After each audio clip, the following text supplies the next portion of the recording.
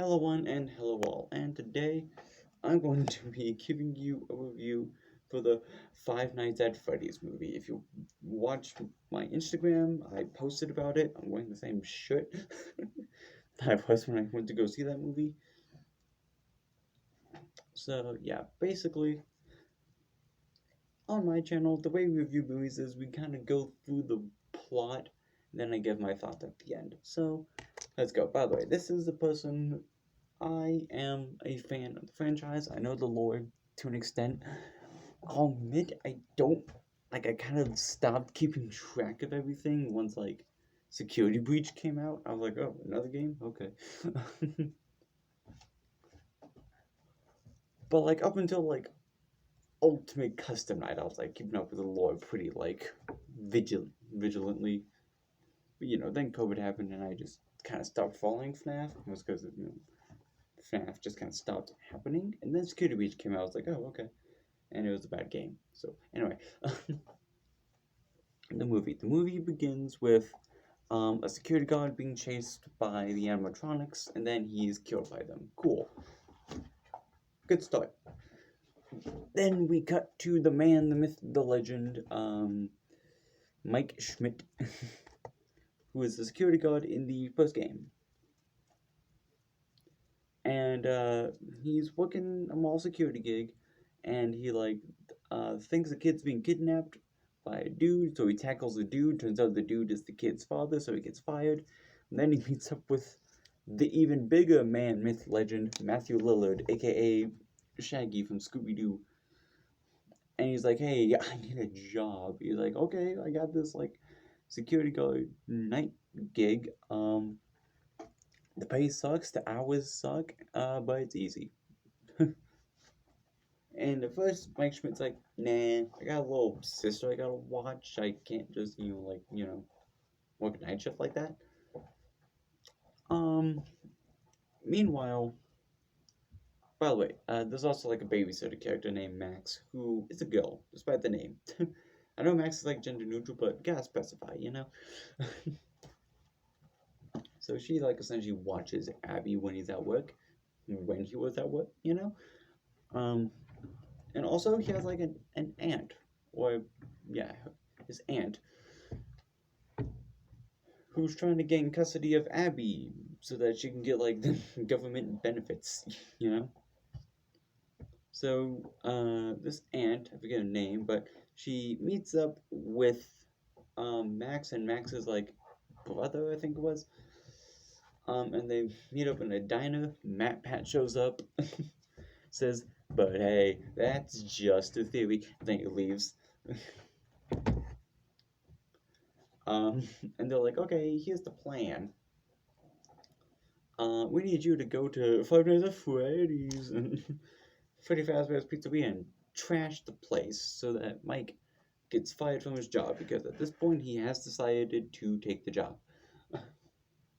Forgot to mention that he does take the job. And then these guys like, okay, smash the place up, make it look really bad, and make him get fired. Got it? Also, the whole time, Mike is having like dream sequences.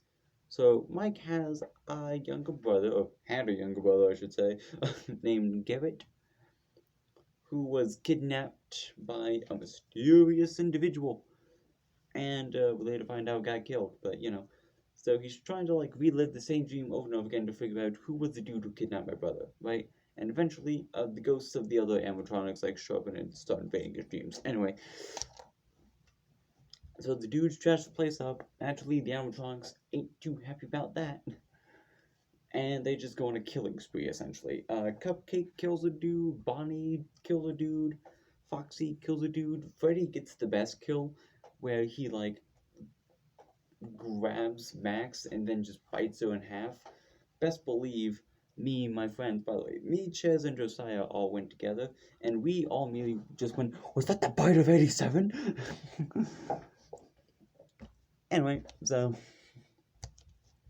after that, by the way, the first couple nights, that he spends, the first 2 nights in Five Nights at Freddy's, are pretty lame. He basically just checks the cameras real quick. Then takes some sleeping pills and goes to sleep. And then his alarm wakes him up at 6 a.m. It's like, okay, cool, clocking out.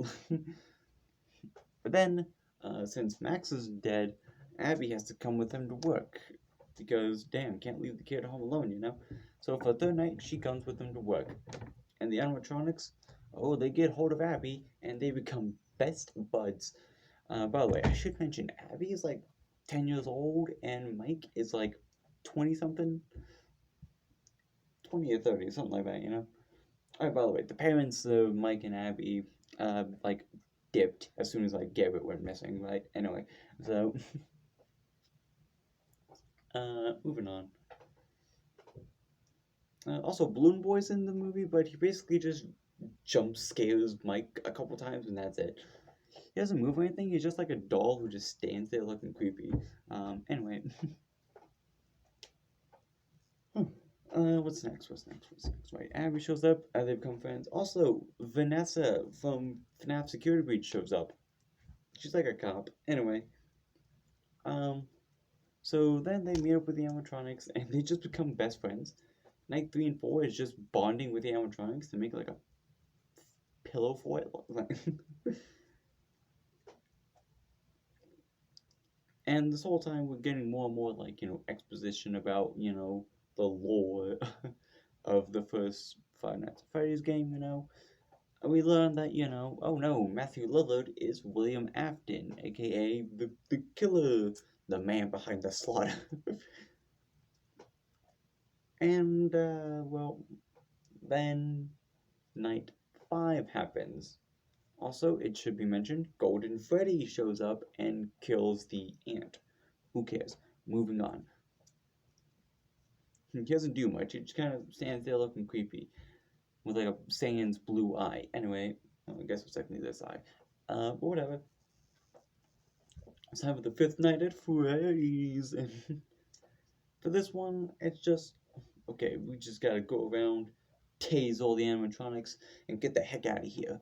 But then, oh no, Springtrap shows up. Technically, Spring Bonnie, aka William Afton, again. And we get into a big fight. Matthew Lillard gets to do like the Scream Killer knife wipe thing.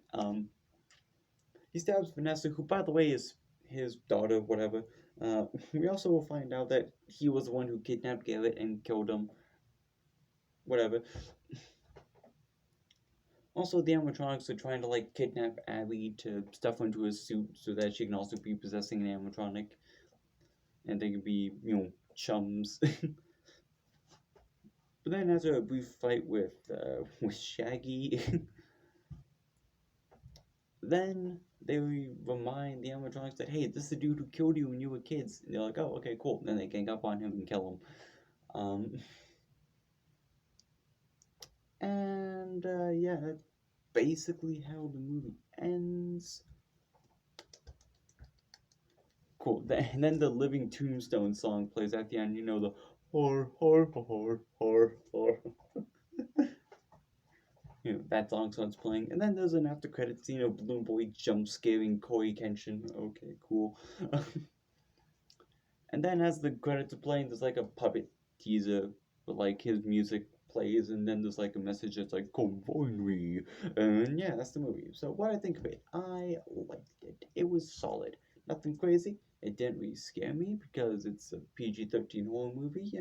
Hell, even the R-rated ones don't really scare me nowadays, but. It was pretty good. Coming from a dude who saw Insidious and did not like it. Anyway, so Five Nights at Freddy's, I liked it. I get like a 7 or an 8, something like that. Anyway, so if you've enjoyed this video, you can leave a like or subscribe if you feel like it, or you can leave a comment down below. If you have anything to say about it, you can also follow me on Instagram at Villux5, and until next time, I'll see you later, everybody. Bye-bye.